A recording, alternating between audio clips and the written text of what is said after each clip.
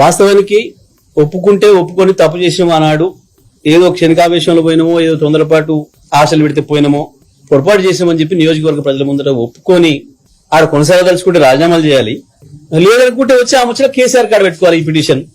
అన్నా మేము మిమ్మల్ని వదిలిపెట్టుకోలేదు, మేమేదో అభివృద్ధి కొరకు పోయినాం, ఏదో అపోహపడి జేఎస్ రెడ్డో వివేకానందనో ప్రభాకరో తెలియక మా మీద పిటిషన్లు ఇచ్చిర్రు, మీరు మన్నించడం కేసీఆర్ కాడికి పోవాలి. వాస్తవానికి నోటీసులు వచ్చినాక ఏం జరిగింది?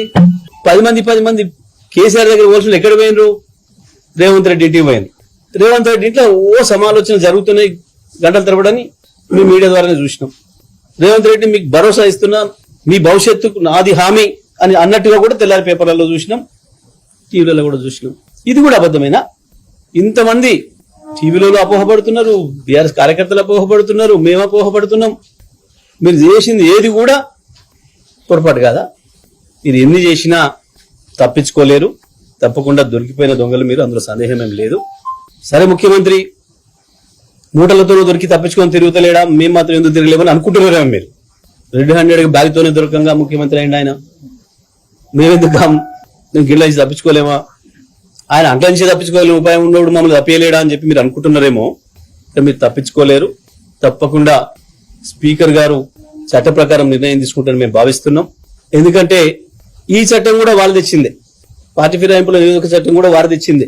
మరి వారి నాయకులు తెచ్చిన చట్టాన్ని గౌరవించే పరిస్థితి ఉందని మేము అనుకుంటున్నాం.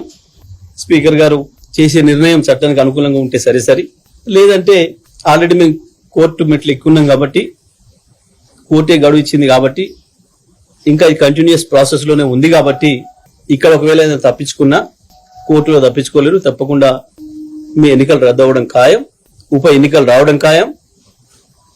దాంట్లో ప్రజలు మిమ్మల్ని శాశ్వతంగా రాజకీయాల నుంచి దూరం అయ్యేంత పద్ధతిలో తీర్పులు ఇవ్వడం కూడా ఖాయం. అటువంటి నిర్ణయాన్ని ప్రజలు కూడా వెలిపించడం ఖాయం. ఎన్నికల్లో మీకు బుద్ధి చెప్పి ఓటమితో ఆ పరిస్థితి ఉంటది.